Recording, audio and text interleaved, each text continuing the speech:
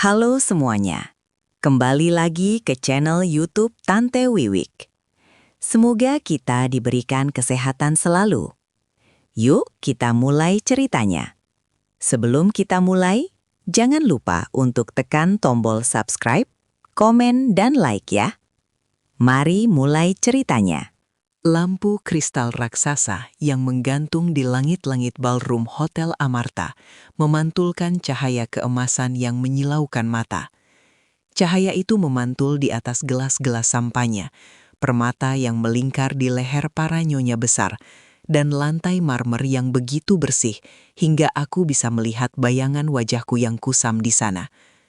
Bagi siapapun, ruangan ini adalah definisi surga dunia.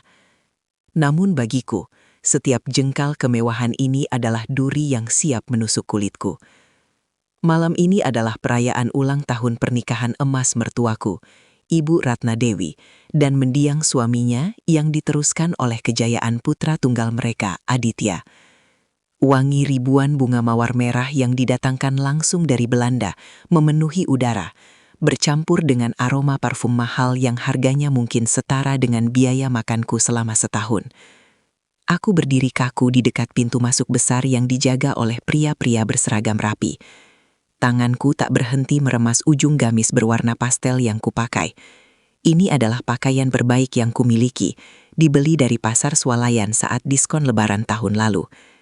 Di tengah kerumunan wanita yang mengenakan gaun sutra rancangan desainer ternama, aku merasa seperti setitik noda di atas kain putih yang sempurna. Aku adalah Aruna, menantu yang kehadirannya dianggap sebagai aib bagi keluarga besar Adipama. Aditya, suamiku, sudah melangkah jauh di depan. Ia tampak gagah dengan tuxedo hitam yang memeluk tubuh tegapnya. Sejak turun dari mobil di lobi hotel, ia tidak sekalipun menoleh ke belakang untuk memastikan apakah aku bisa mengikuti langkahnya yang lebar. Baginya, aku hanyalah aksesori yang tidak diinginkan. Sesuatu yang terpaksa ia bawa karena status hukum kami. Saat aku mencoba melangkah masuk lebih dalam ke tengah ruangan, sebuah bayangan menghalangiku. Ibu Ratna Dewi berdiri di sana. Ia tampak sangat anggun dengan kebaya merah marun bertabur payat emas yang berkilauan setiap kali ia bernapas. Namun, keanggunan itu sirna saat matanya mendarat di wajahku. Tatapannya setajam sembilu, memindai penampilanku dari ujung kepala hingga ujung kaki dengan ekspresi jijik yang tidak ditutup-tutupi. Ia melangkah mendekat, mempangkas jarak hingga aroma parfumnya yang menyengat menusuk hidungku. Ia mendekatkan bibirnya ke telingaku, lalu mendesis dengan suara yang cukup rendah agar tidak didengar tamu lain, namun cukup tajam untuk mengiris hatiku. "Aruma, apa-apaan penampilanmu ini? Kau pikir ini acara pengajian di kampung kumuhmu?" Aku menunduk, mencoba mengatur nafas yang tiba-tiba terasa sesak. "Maaf Bu, saya pikir ini sudah cukup rapi." "Cukup rapi?" Ibu Ratna memotong kalimatku dengan tawa sinis yang tertahan. "Lihat sekelilingmu, semua orang di sini memakai berlian dan kain berkelas. Kau datang dengan kain murahan yang warnanya sudah pudar. Kau sengaja ingin mempermalukan keluarga Aditama di depan kolega bisnis kami, ha?" Suaranya penuh penekanan dan kebencian yang murni. Aku hanya bisa menatap ujung sepatuku yang juga sudah mulai mengelupas. Aku ingin membela diri. Ingin mengatakan bahwa Aditya tidak pernah memberiku uang lebih untuk membeli gaun baru. Namun aku tahu itu hanya akan menyiram bensin ke dalam api. "Dengar baik-baik Aruna," Ibu Ratna melanjutkan. Suaranya kini dingin seperti es. "Kau tidak pantas duduk di meja VIP bersama kami. Kemiskinanmu dan auramu yang suram itu akan merusak nafsu makan tamu-tamu terhormatku. Aku tidak sudi melihatmu duduk di samping Aditya malam ini." Tangannya yang berhias cincin safir besar menunjuk ke arah sudut ruangan yang paling gelap, jauh dari panggung utama, tersembunyi di balik pilar beton raksasa, dan yang paling menghina, meja itu diletakkan tepat di samping pintu akses dapur catering, serta tempat pembuangan sampah sementara. "Pergi ke sana. Duduk di meja paling pojok itu. Jangan berani-berani menampakkan wajahmu di dekat panggung utama sebelum acara benar-benar selesai. Kau mengerti?" Tanpa menunggu jawabanku, Ibu Ratna membalikan badan. Dalam sekejap, wajah yang tadi penuh kebencian itu berubah menjadi senyum ramah yang memikat saat ia menyapa seorang istri pejabat yang lewat. Ia meninggalkanku begitu saja, seolah-olah ia baru saja membuang sampah pada tempatnya. Dengan langkah berat dan dada yang terasa terbakar, aku menyeret kakiku menuju meja di sudut itu. Aku merasakan pandangan beberapa tamu yang sempat melihat interaksi tadi. Ada yang menatapku dengan iba, namun lebih banyak yang mencibir. Begitu sampai di sana, bau amis sisa makanan dan uap panas dari dapur catering langsung menyambutku setiap kali pintu pelayan terbuka. Aku duduk sendirian di meja bundar yang hanya ditutupi kain putih seadanya, tanpa hiasan bunga seperti meja lainnya. Dari kejauhan, aku bisa melihat meja utama yang diterangi lampu sorot lembut. Di sana, Ibu Ratna duduk dengan angkuh. Di sampingnya, Aditya terlihat tertawa lepas bersama seorang wanita muda cantik bernama Clara. Clara mengenakan gaun malam terbuka yang memamerkan kulit putihnya yang terawat. Duduk di tempat yang seharusnya menjadi milikku. Mereka terlihat seperti keluarga yang sempurna. Kenapa aku masih di sini? Bisikku pada diri sendiri. Air mata mulai menggenang, namun aku sekuat tenaga menahannya agar tidak jatuh. Jika aku menangis sekarang, Ibu Ratna akan memiliki alasan tambahan untuk menyebutku wanita lemah yang tidak tahu malu. Aku menuangkan air putih dari teko kaca yang tersedia di meja. Tanganku gemetar hebat hingga air itu sedikit tumpah ke meja. Rasanya aku ingin lari keluar dari hotel ini, pulang ke rumah ibuku di desa dan tidak pernah kembali lagi. Namun, bayangan kemarahan Aditya di rumah nanti menahan langkahku.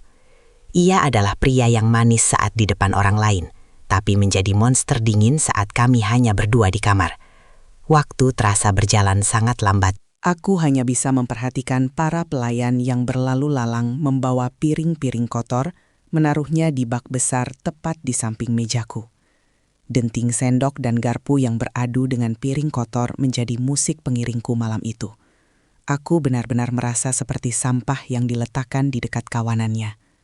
Kau lihat wanita itu? Kudengar suara dua pelayan berbisik saat mereka lewat. Iya, kasihan sekali. Katanya dia menantunya, tapi diperlakukan lebih rendah dari kita. Yah, begitulah kalau orang miskin memaksakan diri masuk ke lingkungan orang kaya. Cibiran itu menghujam jantungku. Aku memejamkan mata, mencoba menulikan telinga. Di saat itulah, aku merasakan seseorang berdiri di samping mejaku. Aku menduga itu adalah pelayan yang akan memintaku pindah lagi, karena tempat ini akan digunakan untuk menaruh lebih banyak sampah. Namun, yang terdengar bukanlah suara kasar atau perintah, melainkan sebuah suara bariton yang berat, tenang, dan dipenuhi wibawa yang tak bisa dijelaskan dengan kata-kata. Boleh saya duduk di sini, Nak? Kursi lain sepertinya penuh dengan orang-orang yang terlalu sibuk memamerkan apa yang sebenarnya tidak mereka miliki. Aku tersentak dan menoleh. Di hadapanku berdiri seorang pria tua berjas hitam yang sangat rapi, namun tanpa atribut berlebihan. Rambutnya putih sempurna, tertata dengan gaya klasik. Matanya tajam, namun ada kilat kebaikan di sana. Ia memegang sebuah tongkat kayu hitam dengan kepala perak berbentuk naga. Silahkan, Pak, jawabku gugup, sambil segera mengelap tumpahan air di meja dengan tisu. Tapi meja ini di pojokan, dekat pintu dapur dan bau sampah. Bapak mungkin lebih nyaman di meja depan. Pria tua itu tersenyum kecil, sebuah senyuman yang terasa tulus, sesuatu yang sangat langka di ruangan ini. Ia menarik kursi di sebelahku dengan gerakan yang sangat sopan. Justru itu, Nak, di sini udaranya lebih jujur. Di depan sana, udaranya terlalu penuh dengan bau kepalsuan dan kesombongan. Nama saya Gunawan. Dan kau, siapa namamu? Aku tertegun. Pria ini, yang dari pembawaannya terlihat bukan orang sembarangan, memilih duduk di sampingku, di meja buangan ini. Aku tidak tahu bahwa pertemuan singkat di samping tempat sampah ini akan menjadi awal dari hancurnya dinasti Aditama dan kembalinya mahkota yang seharusnya menjadi milikku. Pria tua yang memperkenalkan dirinya sebagai Gunawan itu duduk dengan keanggunan yang alami. Meskipun kami berada di sudut yang remang-remang, tertutup bayangan pilar beton besar, Kehadirannya seolah membawa aura yang mampu mengusir hawa dingin dari AC hotel yang menusuk tulang. Ia meletakkan tongkat kayu berkepala naga peraknya di sandaran meja, lalu melipat tangannya dengan tenang. "Aruna," ucapnya pelan, mengulang namaku seolah sedang mengingat-ingat melodi lama. Nama yang indah, artinya fajar. Sesuatu yang membawa cahaya setelah kegelapan yang panjang. Aku hanya bisa tersenyum pahit, menunduk menatap gelas air putihku yang mulai berembun. Sayangnya Pak Gunawan, fajar di hidup saya sepertinya tertutup mendung yang sangat tebal. Nama itu terasa terlalu berat untuk wanita yang bahkan tidak diizinkan duduk di meja makan keluarganya sendiri. Tuan Gunawan tidak langsung menjawab. Ia justru memperhatikan interaksi di panggung utama. Di sana, Ibu Ratna sedang tertawa elegan sambil menerima ucapan selamat dari seorang pengusaha tekstil terkemuka. Di sampingnya, Aditya, suamiku, sedang menuangkan sampahnya ke gelas Clara dengan tatapan yang begitu penuh perhatian. Jenis tatapan yang tidak pernah lagi ia berikan padaku sejak tahun pertama pernikahan kami. Terkadang, Tuan Gunawan memulai kembali. Suaranya berat dan penuh pengalaman. Orang-orang membangun istana yang begitu tinggi, hingga mereka lupa bahwa fondasinya tetap menyentuh tanah yang kotor. Mereka merasa menjadi dewa karena mengenakan sutra, padahal di balik itu, mereka hanya manusia yang ketakutan akan kehilangan pengakuan. Aku menoleh padanya, merasa heran. Bapak sepertinya tidak asing dengan suasana seperti ini. Mengapa Bapak justru memilih meja ini? Meja VIP di depan sana pasti jauh lebih layak untuk pria seperti Anda. Tuan Gunawan tertawa kecil. Suara tawanya terdengar seperti gesekan kertas tua, kering namun hangat. "Nah, setelah kau mencapai usia saya, kau akan menyadari bahwa kehormatan tidak ditentukan oleh di mana kau duduk, melainkan oleh siapa yang duduk di sampingmu. Saya sudah bosan mendengarkan kebohongan yang dibungkus istilah bisnis di depan sana. Saya lebih tertarik mendengar cerita tentang seorang wanita yang tetap berdiri tegak meski hatinya sedang dihancurkan di depan umum." Aku merasakan tenggorokanku tercekat. Kalimatnya begitu tepat sasaran. Selama 3 tahun ini aku selalu mencoba menelan semua hinaan dengan diam. Aku pikir sabar adalah kunci. Aku pikir suatu saat Ibu Ratna akan melihat ketulusanku. Namun malam ini, di sebelah tempat sampah Hotel Bintang 5 ini, aku sadar bahwa kesabaranku selama ini mungkin bukan dianggap sebagai kekuatan, melainkan kesediaan untuk diinjak. "Apa yang Bapak lihat dari saya?" tanyaku lirih. "Saya melihat seorang pejuang yang sedang kehabisan amunisi," jawabnya tenang. "Tetapi saya juga melihat sesuatu yang familiar di matamu, sesuatu yang mengingatkan saya pada seorang kawan lama." Seseorang yang jujur, terlalu jujur untuk dunia yang penuh musang berbulu domba ini. Obrolan kami terputus sejenak ketika seorang pelayan lewat dengan terburu-buru, membawa nampan besar berisi sisa-sisa tulang iga bakar dan kulit udang. Aroma amis menyengat saat pintu dapur terbuka lebar. Aku secara refleks menutup hidung dengan sapu tangan, merasa malu karena tamu di sebelahku harus mencium bau ini. "Maafkan saya, Pak. Harusnya Bapak tidak perlu merasakan ini. Biar saya panggilkan manajer agar Bapak bisa dipindahkan ke meja yang lebih baik," ucapku merasa bersalah. Tuan Gunawan justru menggelengkan kepala. Ia mengambil selembar tisu, lalu dengan tenang mengelap sedikit tetesan kuah yang memercik ke tepi meja kami. "Jangan meminta maaf untuk sesuatu yang bukan kesalahanmu, Aruna. Bau ini hanya sementara. Ia akan hilang begitu piringnya dicuci. Tapi bau busuk dari karakter seseorang, itu permanen. Ia akan tetap ada meski mereka mandi dengan parfum termahal di dunia." Ia kemudian menatapku tajam, seolah sedang membaca lembar demi lembar sejarah hidupku melalui mataku. "Katakan padaku, Aruna, jika kau memiliki kekuatan untuk memutarbalikkan keadaan malam ini, apa yang akan kau lakukan? Apakah kau akan lari, atau kau akan berdiri dan menuntut apa yang menjadi hakmu?" Pertanyaan itu terasa seperti petir di siang bolong. "Hak saya?" Aku tertawa getir. "Saya masuk ke keluarga ini tanpa membawa apa-apa, Pak. Saya hanya anak seorang buruh pabrik yang kebetulan dicintai, atau setidaknya pernah dicintai oleh putra mahkota mereka.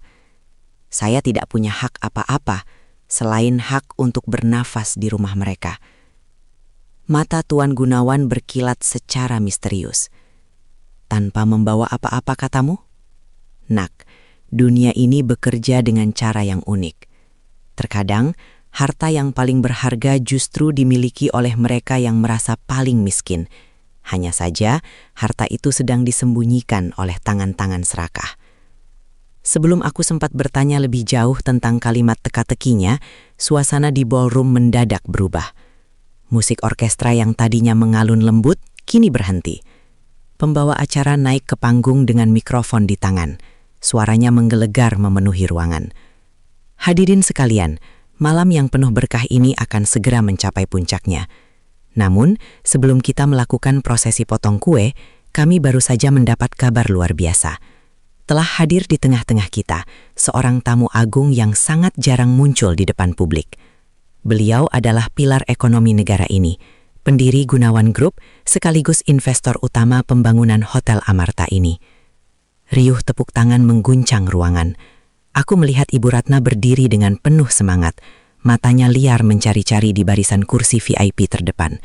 Aditya ikut berdiri, merapikan jasnya, bersiap memberikan penghormatan terbaiknya. Semua orang menoleh ke arah meja-meja mewah di depan panggung. Mari kita sambut dengan meriah Tuan Gunawan Surya Utama. Seru pembawa acara itu dengan nada tinggi yang penuh kekaguman. Lampu sorot besar mulai bergerak liar di atas kerumunan tamu. Lampu itu menyapu meja-meja bundar berhias mawar, melewati kursi-kursi berlapis beludru, lalu terus bergerak ke belakang. Ibu Ratna tampak bingung karena Tuan Gunawan tidak ada di barisan depan. Lampu sorot itu terus bergerak, melewati pilar-pilar besar, menjauh dari panggung utama, hingga akhirnya cahaya putih yang sangat terang itu berhenti tepat di atas meja kami. Meja di pojok ruangan, meja di samping pintu dapur, meja di sebelah tempat sampah. Seluruh ruangan mendadak sunyi senyap. Keheningan itu begitu pekat hingga suara detak jantungku sendiri terasa memekakan telinga. Ribuan pasang mata kini tertuju ke arah kami. Aku silau, mencoba menutupi mataku dengan tangan. Tuan Gunawan, pria tua yang sejak tadi mengobrol denganku dengan begitu rendah hati, berdiri perlahan. Ia mengambil tongkat kayu peraknya, lalu berdiri tegak dengan wibawa yang seolah-olah mampu meruntuhkan langit-langit hotel itu. Sepertinya mereka sudah menemukan saya, Aruna, bisiknya pelan sambil tersenyum ke arahku. Aku terpaku di kursiku, mulutku menganga, jantungku serasa merosot hingga ke perut. Pria yang kuanggap sebagai kakek tua misterius yang kesepian ini adalah orang paling berpengaruh di kota ini. Di kejauhan, aku melihat wajah Ibu Ratna. Wajah yang tadinya penuh senyum kemenangan itu kini berubah pucat pasi. Warna kulitnya berubah seperti kertas putih dalam hitungan detik. Gelas sampahnya di tangannya bergetar hebat. Aditya, suamiku, tampak seperti orang yang baru saja melihat hantu. Rahangnya jatuh dan ia hampir tersedak ludahnya sendiri. Mereka berdua menatap ke arah meja pojok dengan ekspresi horor. Mereka tidak hanya terkejut karena Tuan Gunawan hadir, tetapi mereka menyadari satu hal yang lebih mengerikan. Tuan Gunawan, tamu paling terhormat yang mereka harapkan dukungannya, sejak tadi duduk manis di samping menantu sampah yang baru saja mereka buang ke pojokan. Tuan Gunawan menoleh sedikit ke arahku sebelum ia melangkah. Tetaplah di sini, Aruna. Jangan menunduk. Malam ini, meja sampah ini adalah tempat paling terhormat di seluruh ruangan ini, karena kebenaran sedang duduk di sini. Ia mulai melangkah meninggalkan meja kami, berjalan perlahan namun mantap menuju panggung utama. Setiap ketukan tongkatnya di lantai marmer terdengar seperti lonceng kematian bagi kesombongan keluarga Aditama. Sementara itu, aku masih duduk mematung, menyadari bahwa hidupku tidak akan pernah sama lagi setelah detik ini. Keheningan yang menyelimuti ballroom Hotel Amarta terasa begitu mencekam. Seolah-olah oksigen di ruangan itu baru saja diisap habis oleh penyedot raksasa. Lampu sorot masih setia mengunci posisi meja pojok kami, memperlihatkan dengan sangat jelas betapa kontrasnya kemegahan sosok Tuan Gunawan dengan lingkungan di sekitarnya yang kumuh oleh piring kotor dan aroma limbah dapur. Tuan Gunawan tidak segera berjalan menuju panggung. Ia justru berdiri diam sejenak, membiarkan semua orang, terutama keluarga Aditama, merasakan sisa-sisa kehinaan yang baru saja mereka ciptakan. Ia menoleh ke arahku, memberikan anggukan kecil yang syarat akan makna, seolah berkata, tontonlah bagaimana dunia ini berlutut. Ibu Ratna adalah yang pertama kali bergerak. Rasa terkejutnya yang dahsyat sekejap berganti dengan kepanikan yang luar biasa. Aku melihatnya nyaris tersandung ujung kebayanya sendiri saat ia terburu-buru turun dari area VIP. Wajahnya yang tadi merah karena amarah, kini putih pucat seperti kain kafan.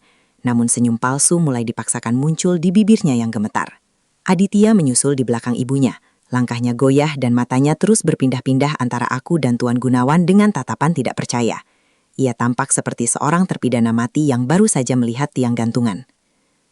Tuan Gunawan, suara Ibu Ratna melengking panik saat ia tiba di dekat meja kami. Ia membungkuk begitu rendah, hampir mencium lantai marmer.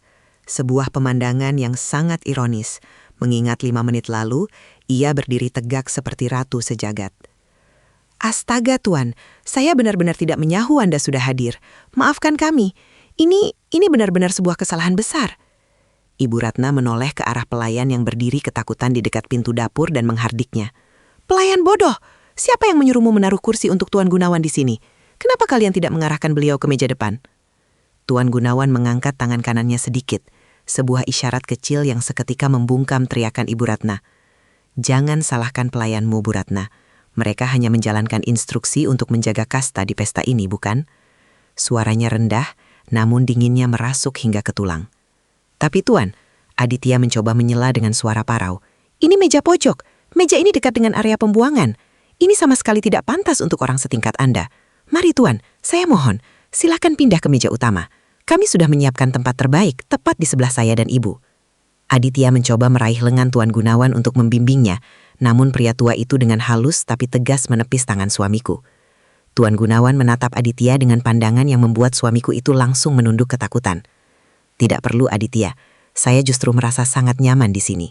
Jawab Tuan Gunawan santai. Ia melirik ke arah piring-piring kotor di sebelah kami. Di sini saya bisa melihat sisi asli dari perayaan ini. Saya lagi suka duduk di dekat tempat sampah bersama orang yang hatinya jujur dan bersih. Daripada duduk di meja utama yang mewah, tapi dikelilingi oleh kepalsuan, kesombongan, dan pengkhianat. Kata pengkhianat itu ditekankan dengan begitu tajam. Aku melihat bahu Ibu Ratna menegang. Ia melirikku dengan tatapan kebencian yang masih ada, namun kini tertutup oleh rasa takut yang amat besar. Ia kemudian mencoba mengubah taktik.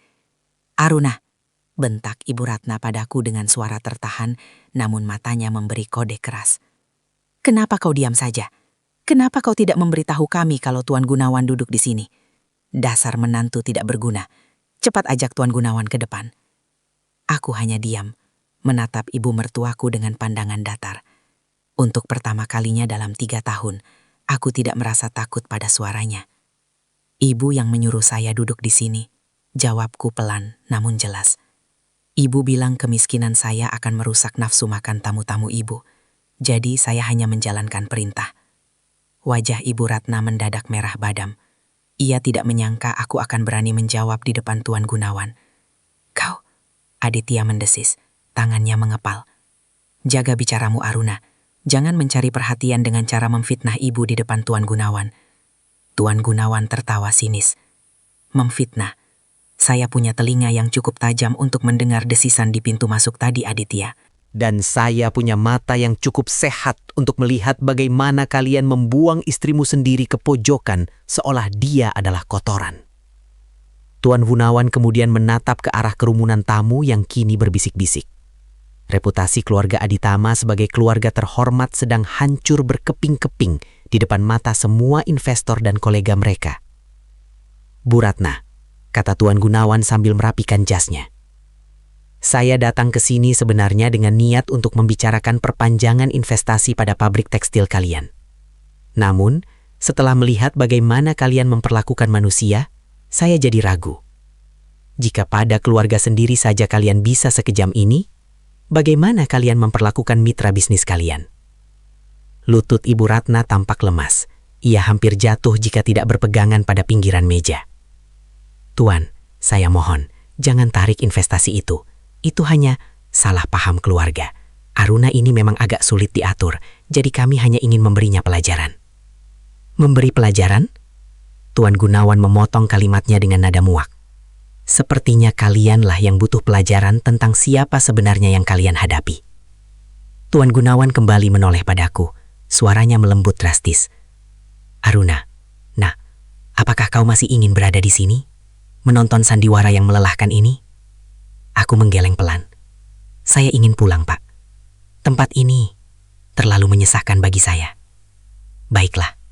Tuan Gunawan memberikan isyarat pada asisten pribadinya yang tiba-tiba muncul dari kegelapan. Siapkan mobil. Aruna akan pulang dengan pengawalan saya. Ibu Ratna dan Aditya berdiri mematung. Mereka ingin melarang, tapi mereka tidak punya kekuatan. Mereka ingin ikut, tapi Tuan Gunawan sama sekali tidak memberi ruang. Sebelum melangkah pergi, Tuan Gunawan berhenti tepat di depan Aditya. Ia menatap suamiku dari atas ke bawah.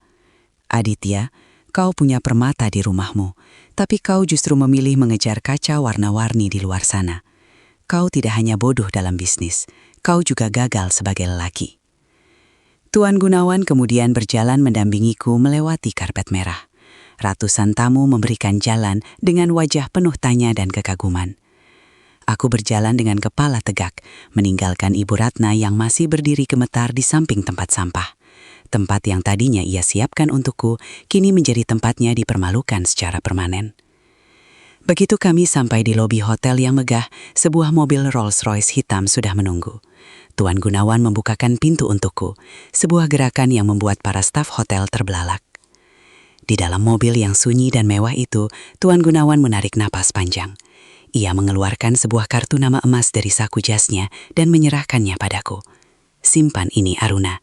Besok pagi, datanglah ke alamat ini. Kita akan membicarakan sesuatu yang jauh lebih besar daripada sekadar pesta ulang tahun pernikahan yang buruk. Apa itu, Pak? Tanyaku dengan suara bergetar. Tuan Gunawan menatap keluar jendela, ke arah lampu-lampu kota yang berbicar. Tentang ayahmu. Tentang bagaimana keluarga Aditama mencuri masa depanmu. Dan tentang bagaimana kau akan mengambil semuanya kembali, hingga tidak ada 1 sen pun yang tersisa di kantong mereka. Jantungku berdegup kencang. Di balik kaca jendela mobil, aku melihat gedung Hotel Amarta yang perlahan menjauh. Malam ini fajar itu memang belum terbit, tapi aku tahu matahari akan segera membakar siapa saja yang telah menginjak-injak harga diriku. Pagi itu, Jakarta diselimuti mendung tipis, seolah langit ikut merasakan ketegangan yang merambat di nadiku. Aku berdiri di depan gedung pencakar langit Gunawan Tower yang menjulang angkuh di jantung kawasan bisnis Sudirman. Arsitekturnya yang didominasi kaca gelap mencerminkan kekuatan dan misteri pemiliknya. Dengan tangan yang sedikit gemetar, aku meremas kartu nama emas pemberian Tuan Gunawan tadi malam. Ketika aku melangkah masuk ke lobi yang luasnya mungkin setara dengan lapangan bola, sikap para petugas keamanan dan resepsionis langsung berubah drastis saat aku menyebutkan namaku. Tidak ada lagi tatapan meremehkan seperti yang kuterima di Hotel Amarta. Seorang asisten pribadi berpakaian formal langsung menyambutku dan mengantarku menuju lift khusus yang melesat naik menuju lantai tertinggi. Pintu lift terbuka, menyingkap sebuah ruangan kantor yang sangat luas. Alih-alih dekorasi modern yang dingin, ruangan Tuan Gunawan dipenuhi rak buku kayu ek tua, aroma tembakau mahal, dan permadani Persia yang tebal. Tuan Gunawan sedang berdiri membelakangi pintu, menatap panorama kota dari balik dinding kaca raksasa. Kau datang tepat waktu, Aruna. Duduklah, ucapnya tanpa berbalik, namun suaranya memenuhi ruangan dengan wibawa yang tak terbantahkan. Aku duduk di sofa kulit yang terasa sangat empuk, namun punggungku tetap kaku. Tuan Gunawan berbalik, berjalan menuju sebuah brankas besar yang tersembunyi di balik panel kayu dinding. Setelah memutar serangkaian kode, pintu berat itu terbuka dengan suara klik yang mantap. Ia mengeluarkan sebuah kotak kayu jati berukir dan setumpuk dokumen yang kertasnya sudah mulai menguning. Semalam aku menyebut tentang kawan lama. Tuan Gunawan memulai, suaranya kini terdengar lebih emosional. Ia membuka kotak kayu itu dan mengeluarkan sebuah foto usang. Ini adalah ayahmu, Darmawan, dan pria muda di sebelahnya yang sedang tertawa adalah aku. Napas saya tercekat. Di foto itu, ayahku tampak sangat gagah, jauh dari bayangan pria tua ringkih dan sakit-sakitan yang meninggal dalam kemiskinan 5 tahun lalu. Mereka berdiri di depan sebuah bangunan pabrik yang masih dalam tahap pembangunan. Ayahmu bukan sekadar buruh, Aruna. Dia adalah otak di balik kejayaan industri tekstil yang sekarang dinikmati keluarga Aditama. Kami berdua merintis usaha itu dari nol, dari satu mesin tenun tua di garasi kecil. Kami memiliki mimpi besar, dan ayahmu adalah orang paling jujur yang pernah aku kenal. Tuan Gunawan menghela napas panjang, tatapannya menerawang jauh. Masalah dimulai ketika kami membutuhkan modal ekspansi. Ayah Aditya, almarhum suami Ibu Ratna, masuk sebagai investor. Awalnya semua tampak baik, hingga aku harus pergi ke Eropa selama 2 tahun untuk mengurus kerjasama internasional. Ia menyodorkan tumpukan dokumen ke hadapanku. Lihatlah ini. Ini adalah laporan keuangan palsu dan surat pengakuan utang yang mereka buat saat ayahmu jatuh sakit. Mereka memfitnah ayahmu melakukan penggelapan dana perusahaan. Dengan kelicikan yang luar biasa, mereka memanfaatkan kondisi ayahmu yang sedang lemah untuk menandatangani surat pengalihan saham. Aku membaca dokumen-dokumen itu dengan mata yang mulai memanas. Air mata amarah mulai menggenang. Jadi, kemiskinan yang dialami ayah hingga akhir hayatnya, itu semua adalah rencana mereka. Benar. Tuan Gunawan mengetuk meja dengan jarinya. Ayahmu terlalu jujur. Dia tidak menyangka sahabatnya sendiri akan menikamnya dari belakang. Dia didepak tanpa pesangon sepeser pun. Dia menolak menghubungiku karena merasa malu dan hancur. Saat aku kembali dan menemukan apa yang terjadi, ayahmu sudah menghilang. Dan keluarga Aditama telah menghapus semua jejak kepemilikannya. Kemarahan yang selama ini kupendam karena hinaan Ibu Ratna, kini bermutasi menjadi api yang membara. Aku teringat bagaimana ayah harus menahan sakit karena tidak punya biaya untuk rumah sakit. Sementara keluarga Aditama membeli mobil sport baru setiap tahun. Tapi ada satu hal yang mereka lewatkan dalam keserakahan mereka. Tuan Gunawan tersenyum misterius. Ia menarik selembar dokumen terakhir yang paling bawah. Warnanya biru tua dengan stempel resmi yang masih utuh. Ini adalah sertifikat tanah induk nomor 001. Tanah seluas 10 hektar tempat pabrik utama Aditama berdiri saat ini. Ayahmu, dengan firasatnya yang tajam, tidak pernah memasukkan tanah itu ke dalam aset perusahaan. Tanah itu dibeli atas nama pribadinya, Darmawan. Tanganku gemetar saat memegang sertifikat itu. Artinya, secara hukum, bangunan megah yang mereka banggakan itu berdiri di atas tanah milik ayahmu. Dan karena kau adalah ahli waris tunggal, tanah itu sekarang milikmu, Aruna. Sepenuhnya. Tuan Gunawan berdiri, berjalan mendekat dan menaruh tangannya di bahuku. Keluarga Aditama hanya memiliki izin operasional pabrik, tapi mereka tidak punya hak atas tanahnya. Selama 20 tahun mereka menempati tanah itu secara ilegal, tanpa membayar sewa sepeser pun kepada pemilik sah. Jika kau mau, kau bisa meruntuhkan kerajaan mereka hanya dengan satu goresan pena. Aku tertegun. Kekuasaan yang selama ini terasa seperti mimpi di siang bolong, kini ada di genggamanku. Aku bukan lagi menantu buangan yang bisa diusir ke pojok meja catering. Aku adalah pemilik dari setiap cengkal tanah yang menyokong kekayaan mereka. Apa yang harus saya lakukan, Pak? Tanyaku dengan suara yang kini mantap. Tuan Gunawan menyodorkan sebuah map hitam. Di dalamnya sudah ada draft surat kuasa untuk firma hukum terbaik di negeri ini. Tanda tangani ini. Berikan aku wewenang untuk membantumu mengambil kembali apa yang dicuri dari ayahmu. Kita akan mulai dengan penyegelan pabrik utama sore ini. Aku ingin kau melihat bagaimana kesombongan mereka runtuh saat mereka menyadari bahwa wanita sampah yang mereka hina adalah pemilik dari semua yang mereka pakai. Aku mengambil pena emas dari meja Tuan Gunawan.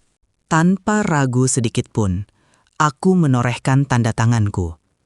Goresan tinta itu terasa seperti belati yang siap memutus urat nadi keluarga Aditama. Ini untuk ayah, bisikku dalam hati. Tuan Gunawan mengambil kembali dokumen itu dengan puas. Bagus. Sekarang, kembalilah ke rumah itu. Berpura-puralah tidak tahu apa-apa. Biarkan mereka merasa menang untuk beberapa jam lagi. Aku ingin kau menikmati wajah mereka saat berita penyegelan itu sampai ke telinga mereka. Saat aku berjalan keluar dari ruangan itu, kepalaku tegak. Di saku gamis sederhanaku, aku tidak hanya membawa kartu nama, tapi aku membawa kunci kehancuran bagi siapapun yang pernah merendahkan martabat keluargaku. Fajar yang dijanjikan Tuan Gunawan baru saja dimulai, dan cahayanya akan membakar habis setiap kepalsuan di rumah Aditama. Udara di dalam rumah besar keluarga Aditama terasa begitu berat dan menyesakkan saat aku melangkah masuk. Biasanya, aku akan masuk lewat pintu belakang, menghindari ruang tamu, agar tidak mengotori lantai marmer yang baru saja dipoles. Namun hari ini, aku sengaja membuka pintu depan dengan dentuman yang cukup keras. Aku tidak lagi ingin bersembunyi. Di ruang tengah, Aditya sedang duduk di sofa kulit mewahnya sambil menyesap kopi. Wajahnya masih menyisakan sisa-sisa kekusutan dari kejadian semalam. Begitu melihatku masuk, ia langsung berdiri. Matanya yang merah menatapku dengan kebencian yang meledak-ledak. "Dari mana saja kau, Aruna?" bentaknya. Suaranya menggema di langit-langit rumah yang tinggi. "Berani-beraninya kau baru pulang jam segini setelah mempermalukan aku dan ibu di depan Tuan Gunawan semalam." Aku tidak menjawab. Aku berjalan tenang menuju meja makan, meletakkan tas kecilku, dan menatapnya dengan pandangan yang kosong. Ketenanganku sepertinya justru membuat Aditya semakin murka. Ia melangkah cepat menghampiriku, lalu mencengkram lenganku dengan kasar. Jawab aku, "Kau pasti menemui pria tua itu lagi kan? Apa yang kau tawarkan padanya? Hah? Apa yang dilakukan wanita kampung sepertimu sampai konglomerat sekelas Tuan Gunawan mau membelamu di depan umum? Kau menjual dirimu?" Aku merasakan denyut panas di pelipisku. "Lepaskan tanganku, Mas. Kau menyakitiku." Jawabku dengan suara rendah namun tajam. "Menyakitimu? Ini tidak sebanding dengan rasa malu yang harus kutanggung." Aditya tertawa sinis. Wajahnya mendekat ke wajahku hingga aku bisa mencium aroma kopinya yang pahit. "Ibu benar, kau itu memang sial. Sejak kau masuk ke rumah ini, bisnis kami mulai goyah.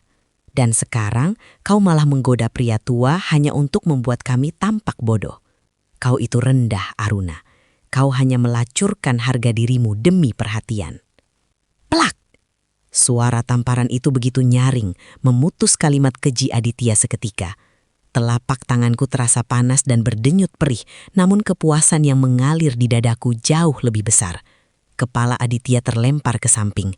Ia terdiam, membeku di posisinya dengan tangan yang masih memegang pipinya yang mulai memerah. Selama 3 tahun pernikahan, aku tidak pernah mengangkat suara, apalagi tangan. Aku adalah istri yang menerima setiap caci maki dengan kepala tertunduk.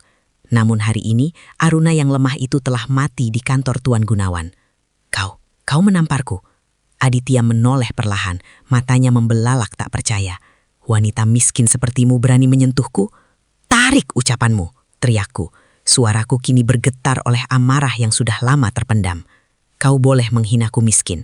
Kau boleh membiarkan ibumu menjadikanku pembantu di rumah ini. Tapi demi Allah, jangan pernah kau tuduh aku melacurkan diri. Kau yang tidak becus melindungiku sebagai suami. Kau yang membiarkan istrimu duduk di samping sampah sementara kau tertawa dengan wanita lain. Caka mulutmu." Aditya mengangkat tangannya, hendak membalas tamparanku. "Pukul saja," tantangku sambil membusungkan dada. "Pukul aku, dan aku pastikan itu akan menjadi hal terakhir yang kau lakukan sebagai orang kaya. Kau pikir kau siapa tanpa harta yang kau curi dari ayahku?" Aditya menghentikan tangannya di udara. Ia mengerutkan dahi, bingung dengan kalimat terakhirku. "Apa maksudmu? Mencuri dari ayahmu? Jangan meracau. Ayahmu itu hanya buruh malang yang mati tanpa apa-apa. Kami sudah cukup baik mau menampung anaknya yang tidak punya masa depan ini. Kau benar-benar tidak tahu apa-apa, atau kau memang pura-pura bodoh karena sudah terlalu nyaman hidup di atas penderitaan orang lain." Aku melangkah maju, membuat Aditya justru mundur selangkah. "Pabrik yang kau banggakan itu, rumah yang kau tempati ini, semuanya dibangun di atas keringat dan air mata ayahku yang kalian hianati. Dan kau tahu apa yang lebih lucu? Hari ini, fajar sudah terbit, Aditya, dan fajar itu akan membakar habis istana kertasmu." Sebelum Aditya sempat membalas, ponsel di saku jasnya berdering nyaring. Ia menatapku dengan penuh ancaman sebelum akhirnya mengangkat telepon itu. "Halo? Ya, ini Aditya. Apa maksudmu?" Aku memperhatikan wajah suamiku. Dalam hitungan detik, ekspresi marahnya berganti menjadi ketakutan yang murni. Wajahnya mendadak pucat, lebih pucat daripada saat di pesta semalam. Ia mulai berkeringat dingin. Tidak mungkin, siapa yang menyegelnya? Atas dasar apa? Kita punya izin lengkap. Suara Aditya melengking panik. Tunggu, saya ke sana sekarang.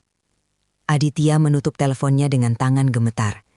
Ia menatapku dengan tatapan yang sulit diartikan, campuran antara bingung, curiga, dan ngeri. Pabrik utama disegel. Pengacara dari Gunawan Group datang membawa surat perintah pengosongan lahan. Mereka bilang tanah itu milik ahli waris sah yang selama ini kita abaikan.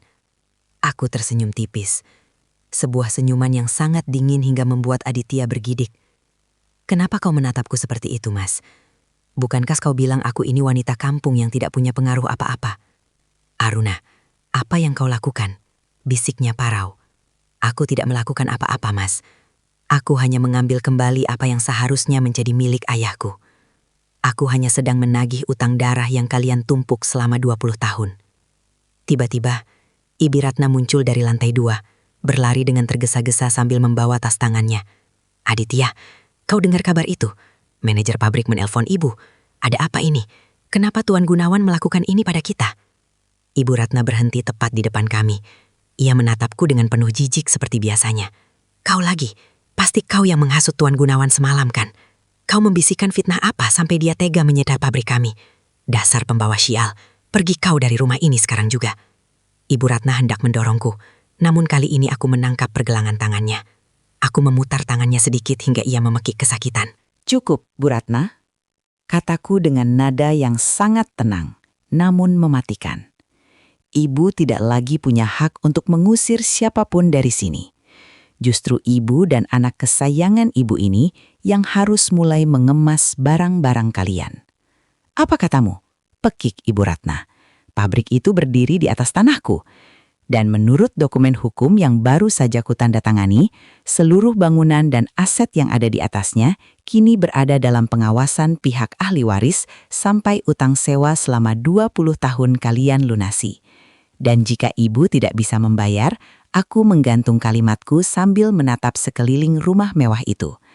Rumah ini adalah aset berikutnya yang akan disita.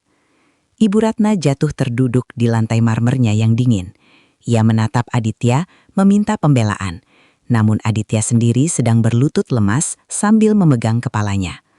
Mas Aditya, aku membungkuk sedikit, menatap suamiku yang kini tampak begitu kecil dan malang. Dulu kau bilang aku beruntung bisa menikah denganmu. Tapi hari ini kau akan sadar bahwa nasibmu sepenuhnya ada di jempol kakiku.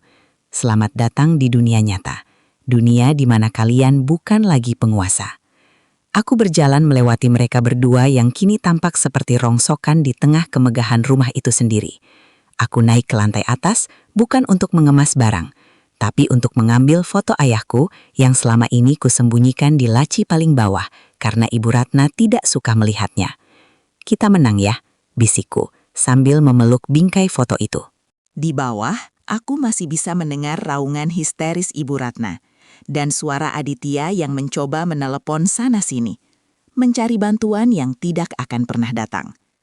Karena di kota ini, tidak ada yang berani melawan Tuan Gunawan, apalagi melawan keadilan yang sudah terlalu lama tertunda. Rumah besar itu mendadak sunyi, namun bukan sunyi yang damai, melainkan sunyi yang mencekam, seperti sebelum badai besar menghantam. Aroma bawang goreng dan masakan lezat menguar dari arah dapur, sesuatu yang sangat langka terjadi jika bukan aku yang mengerjakannya. Hari ini aku sengaja bangun siang, mandi dengan tenang, dan membiarkan tumpukan piring kotor di wastafel menjadi urusan pemilik rumah yang sebenarnya. Saat aku melangkah ke ruang makan, pemandangan ganjil menyambutku. Meja makan kayu jati itu sudah tertata rapi. Ada ayam goreng, sambal terasi kesukaan Aditya, dan sayur lodeh yang masih mengepulkan uap. Ibu Ratna berdiri di sana, masih mengenakan daster sutranya, tampak canggung memegang serbet. Wajahnya yang biasa angkuh kini dipaksakan untuk melengkungkan senyum yang terlihat sangat menderita. Aruna, nak, kau sudah bangun? Sini, ibu sudah siapkan sarapan untukmu, ucap Ibu Ratna dengan nada yang dibuat-buat lembut. Suaranya bergetar, menyembunyikan rasa malu yang luar biasa. Aditya duduk di kursinya, tidak lagi membentak atau menatapku dengan jijik. Ia justru menarikan kursi untukku. Duduk, Aruna. Kita perlu bicara baik-baik. Kejadian kemarin, anggap saja itu emosi sesaat karena tekanan pekerjaan. Aku duduk dengan tenang, menikmati perubahan peran yang sangat drastis ini. Aku tidak menyentuh nasi sedikit pun. Aku justru merogoh tas tanganku yang baru. Sebuah tas kulit merah marun edisi terbatas yang dikirimkan oleh asisten Tuan Gunawan tadi pagi sebagai simbol aliansi kami. Aku meletakkan tas itu dengan sengaja di atas meja, tepat di samping mangkuk sayur lodeh. Mata Ibu Ratna langsung membelalak. Ia mengenali tas itu. Itu adalah tas impiannya yang bulan lalu gagal ia beli karena stoknya habis di seluruh butik Cakrata. Harga tas itu setara dengan biaya operasional rumah ini selama 2 bulan. Tas yang bagus, Aruna, bisik Ibu Ratna. Suaranya mengandung perpaduan antara iri dan takut. Tuan Gunawan sangat baik padamu ya. Bukan sekadar baik, Bu, jawabku santai sambil mengamati kuku jariku yang kini bersih terawat. Beliau hanya mengembalikan apa yang seharusnya menjadi hak saya. Oh ya, Mas Aditya, soal pabrik yang disegel itu, pengacara saya bilang ada kemungkinan izinnya dicabut permanen karena masalah tanah. Wajah Aditya menegang. Ia meletakkan sendoknya dengan pelan. Itu sebabnya kami ingin bicara. Aruna, kita ini keluarga. Masalah tanah itu, bisakah kita bicarakan secara kekeluargaan? Aku suamimu. Jika perusahaan bangkrut, kau juga yang rugi kan? Aku tertawa kecil, tawa yang kering dan dingin. Rugi? Mas, selama 3 tahun ini aku sudah hidup dalam kerugian paling besar. Kehilangan harga diri. Uang bukan masalah bagiku sekarang. Tanah itu milikku. Dan jika aku ingin menjadikannya taman bermain untuk anak yatim, daripada membiarkan kalian mengeruk keuntungan di sana, itu hakku. Ibu Ratna mencoba meraih tanganku, mencoba taktik air mata. Aruna, Ibu minta maaf. Ibu hilaf selama ini. Tolonglah, pucuk Tuan Gunawan untuk mencabut segel itu. Kami berjanji akan memperlakukanmu seperti ratu di rumah ini. Kau tidak perlu bekerja lagi. Ibu akan panggilkan 3 asisten rumah tangga untuk melayanimu. Aku menarik tanganku dengan kasar. Terlambat, Bu. Ratu tidak butuh izin dari pelayan untuk naik tahta. Dan mulai hari ini, aku bukan lagi pengurus rumah ini. Jika kalian lapar, masaklah sendiri. Jika rumah kotor, sapulah sendiri. Aku ingin melihat seberapa berkelas kalian tanpa pelayan gratisan seperti aku. Aku berdiri, meninggalkan makanan yang mereka siapkan tanpa menyentuhnya sedikit pun. Di pintu keluar, aku berbalik dan menatap mereka yang tampak kerdil di meja makan mewah itu. Satu lagi, jangan pernah mencoba menyentuh barang-barangku, karena setiap sudut rumah ini sekarang berada dalam pengawasan kamera pengintai yang dipasang tim keamanan Tuan Gunawan. Aku melangkah pergi, menuju mobil mewah yang sudah menunggu di depan. Di belakangku, aku bisa mendengar suara piring pecah. Mungkin Ibu Ratna yang akhirnya meledak, namun itu tidak lagi berpengaruh padaku. Perang dingin baru saja dimulai, dan aku adalah pemilik satu-satunya pemanas di musim dingin ini. Malam itu, atmosfer di dalam rumah terasa sangat berbeda. Tidak ada teriakan dari Ibu Ratna atau makian dari Aditya. Suasananya justru sangat tenang. Jenis ketenangan yang membuat bulu kuduk berdiri karena kau tahu ada badai yang sedang bersembunyi di balik pintu.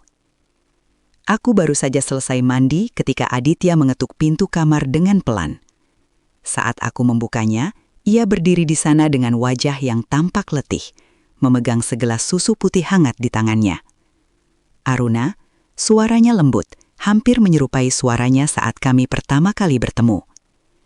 Aku tahu hubungan kita sedang sangat buruk, tapi bisakah kita setidaknya beristirahat sejenak dari permusuhan ini? Aku membuatkanmu susu hangat. Kau terlihat kurang tidur belakangan ini. Aku menatap gelas itu, lalu menatap mata suamiku. Ada getaran kecil di sudut matanya yang tidak bisa ia sembunyikan. Di ruang tengah, aku bisa melihat bayangan Ibu Ratna yang berpura-pura sibuk membaca majalah. Namun matanya terus melirik ke arah kami melalui pantulan cermin dinding. Terima kasih, Mas. Letakkan saja di meja rias. Jawabku datar. Minumlah sekarang, selagi hangat. Aku ingin memastikan kau baik-baik saja, desak Aditya. Tangannya sedikit gemetar. Aku mengambil gelas itu, merasakan kehangatannya. Kau begitu perhatian malam ini.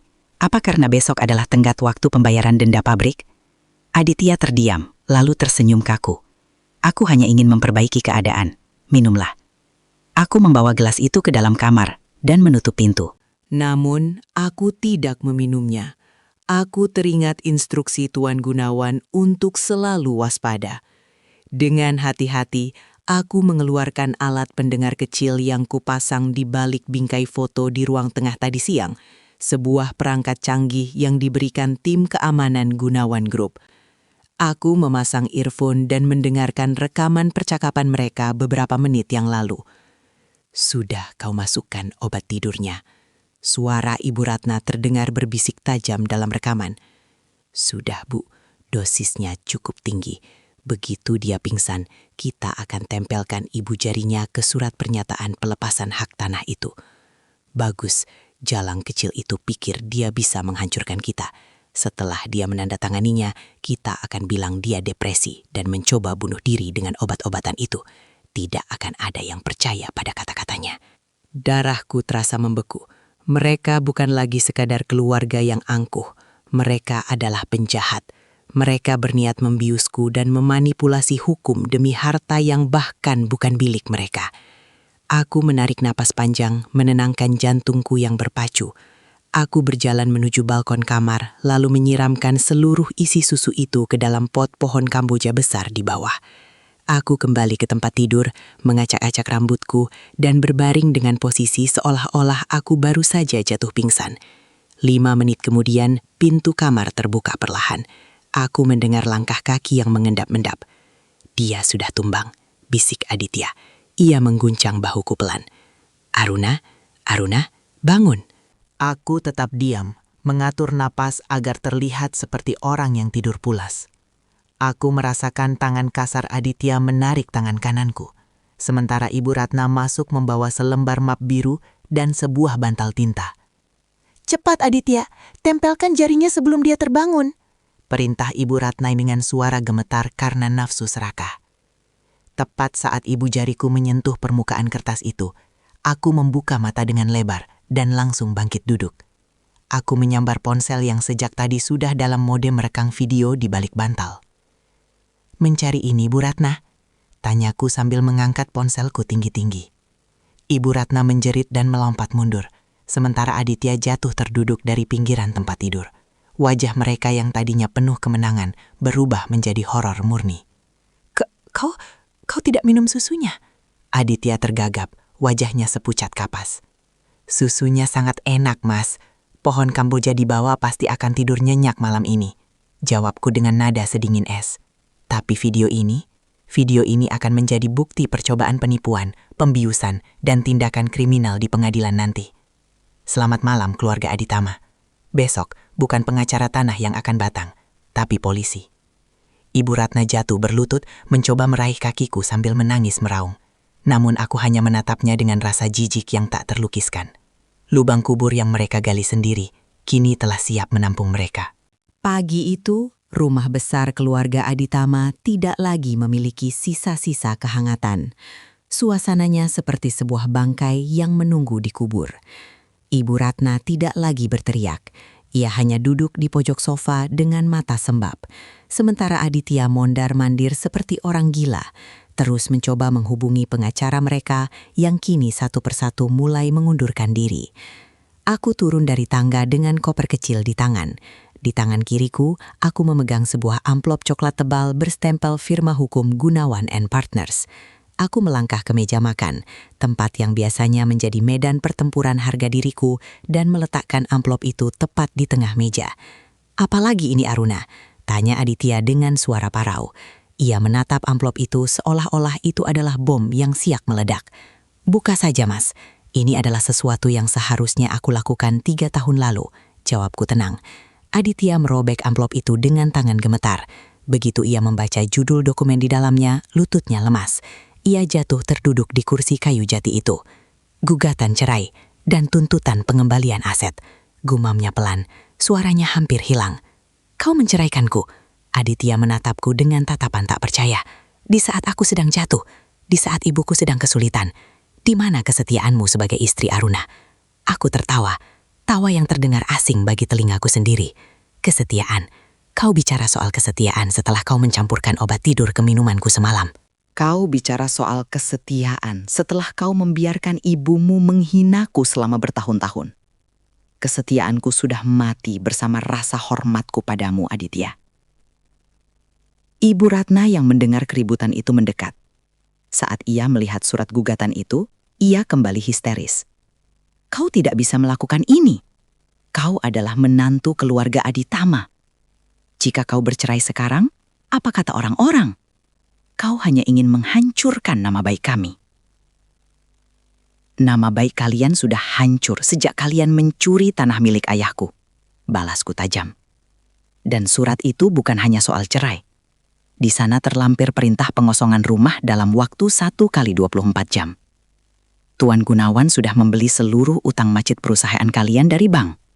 Secara teknis, rumah ini sekarang sudah berpindah tangan. Tepat saat kata-kataku berakhir, suara bel rumah berbunyi nyaring. 2 orang pria berseragam petugas pengadilan bersama 3 orang polisi berdiri di depan pintu. Di belakang mereka, sebuah truk derek sudah bersudap di gerbang. Ibu Ratna Dewi dan saudara Aditama, tanya petugas itu dengan nada formal. Kami datang untuk melaksanakan sita jaminan atas aset-aset yang terdaftar dalam kasus Wan Prestasi PT Aditama Tekstil. Dunia seolah runtuh bagi mereka. Aku menyaksikan dengan dada lapang saat para petugas mulai menempelkan stiker merah bertuliskan dalam penyitaan. Pada televisi layar lebar, lukisan-lukisan mahal, hingga meja makan yang penuh kenangan pahit itu. Aditya mencoba melawan, namun ia segera ditenangkan oleh polisi. Sementara Ibu Ratna hanya bisa meratapi koleksi tas dan perhiasannya yang mulai didata oleh petugas. Aku berjalan menuju pintu depan, berhenti sejenak untuk menatap mereka terakhir kalinya. Jangan khawatir, Mas. Aku sudah menyiapkan satu tempat tinggal untuk kalian. Sebuah rumah petak di pinggiran kota, persis di sebelah pengepul sampah. Aku pikir kalian butuh waktu untuk belajar bagaimana rasanya menjadi orang yang kalian hina selama ini. Tanpa menoleh lagi, aku melangkah keluar menuju mobil yang sudah menunggu. Di dalam mobil, aku menarik napas panjang. Udara di luar terasa begitu segar. Jauh lebih bersih daripada udara di dalam rumah yang penuh kepalsuan itu. Perang hukum mungkin baru dimulai, tapi hatiku sudah memenangkan kemerdekaannya. Kompleks perumahan elit Mentari Residence pagi itu mendadak gaduh. Suara sirene polisi dan deru mesin truk pengangkut memecah ketenangan kawasan yang biasanya hanya diisi oleh kicauan burung dan suara sapu lidi penjaga taman. Para tetangga, sosialita yang biasanya hanya menyapa Ibu Ratna dengan senyum plastik, kini keluar ke balkon rumah masing-masing. Beberapa bahkan terang-terangan berdiri di pinggir jalan, memegang ponsel untuk mengabadikan momen kejatuhan sang ratu tekstil. Aku berdiri di seberang jalan, bersandar pada mobil hitam milik Tuan Gunawan, mengenakan kacamata hitam yang menyembunyikan sisa-sisa kesedihanku. Di depanku, drama karma sedang dipentaskan secara live. Kalian tidak bisa melakukan ini. Ini tempat tidurku. Ini harganya ratusan juta. Jerit Ibu Ratna saat 2 petugas mengangkat kasur spring bed mewah dari kamar utamanya. Ibu Ratna tampak berantakan. Rambutnya yang biasanya tertata rapi di salon, kini acak-acakan. Kebayanya yang mahal tersangkut pintu hingga robek di bagian lengan. Ia mencoba memeluk sebuah vas bunga kristal besar, namun seorang petugas jurusita dengan tegas mengambilnya. Maaf Bu, semua barang di dalam rumah ini sudah masuk dalam daftar sita jaminan. Silahkan lepaskan, atau kami akan mengambil tindakan tegas. Ucap petugas itu dingin. Aditya berdiri di samping mobil sportnya yang sedang dikaitkan ke rantai truk derek. Ia tampak seperti orang linglung. Ia mencoba menghubungi beberapa teman bisnisnya. Namun dari raut wajahnya, aku tahu tidak ada satupun yang mengangkat telepon. Di dunia mereka, persahabatan hanya bertahan selama rekening bank masih penuh. Saat air surut, tikus-tikus akan lari menyelamatkan diri masing-masing. Aruna, Aditya melihatku. Ia berlari menghampiri, namun segera dihadang oleh pengawal Tuan Gunawan. Aruna, ku minta padamu, Jangan biarkan mereka membawa mobil itu. Itu satu-satunya hartaku yang tersisa. Aku menurunkan sedikit kacamata hitamku, menatapnya dengan tatapan kosong. Dulu kau membiarkan aku berjalan kaki ke pasar di bawah terik matahari, sementara kau pergi berpesta dengan mobil itu, Mas. Sekarang, anggap saja bumi sedang memintamu untuk kembali menyentuh tanah. Kau kejam, teriaknya Parau. Kejam. Aku berjalan mendekat. Suaranya tetap tenang, namun bergetar oleh emosi. Kejam adalah ketika kau membiarkan ibumu menaruhku di meja sampah di depan kolega-kolegamu. Kejam adalah ketika kau mencoba membius istrimu sendiri demi harta curian. Apa yang terjadi hari ini bukan kekejaman Aditya. Ini adalah keadilan yang sedang bekerja. Puncaknya adalah ketika petugas memasang rantai besar di gerbang rumah dan menempelkan segel kuning yang mencolok. Ibu Ratna jatuh terduduk di trotoar panas, dikelilingi oleh tumpukan tas plastik berisi pakaian-pakaian sisa yang diizinkan untuk dibawa. Tidak ada lagi pelayan yang membawakan payung, tidak ada lagi asisten yang memijat kakinya. Erika, wanita yang semalam tampak sangat mesra dengan Aditya di pesta, tiba-tiba muncul dengan mobil taksi. Namun, begitu ia melihat bendera Sita dan kerumunan polisi, ia segera menyuruh sopirnya pergi tanpa keluar dari mobil. Ia bahkan tidak menoleh ke arah Aditya yang meneriakkan namanya. Lihatlah, Mas, bisikku sambil melangkah masuk ke mobil Tuan Gunawan. Wanita yang kau banggakan itu bahkan tidak mau mengotori sepatunya di trotoar tempatmu berdiri sekarang. Mobilku perlahan bergerak meninggalkan lokasi. Melalui spion, aku melihat Ibu Ratna yang menangis meraung sambil memegang tas plastik, dan Aditya yang berdiri mematung menatap rumah megahnya yang kini menjadi bangunan asing baginya. Mereka telah kehilangan segalanya, harta, martabat, dan harga diri. Karma tidak perlu berteriak, ia hanya bekerja dalam diam sampai waktunya tiba untuk memberikan tagihan terakhir. Dan hari ini, tagihan itu telah lunas terbayar. 1 tahun telah berlalu sejak badai penyitaan itu meluluh lantakkan keluarga Aditama. Pagi ini, Jakarta tampak lebih cerah melalui dinding kaca di lantai 50 gedung Darmawan Corp. Nama itu kini terpampang megah di puncak gedung, menggantikan kejayaan palsu yang dulu dibangun di atas pengkhianatan. Aku berdiri di balik meja kerja kayu jati yang dulu milik Tuan Gunawan, yang kini telah pensiun dan menjadi penasehat pribadiku. Aku tidak lagi mengenakan gamis pastel yang kusam.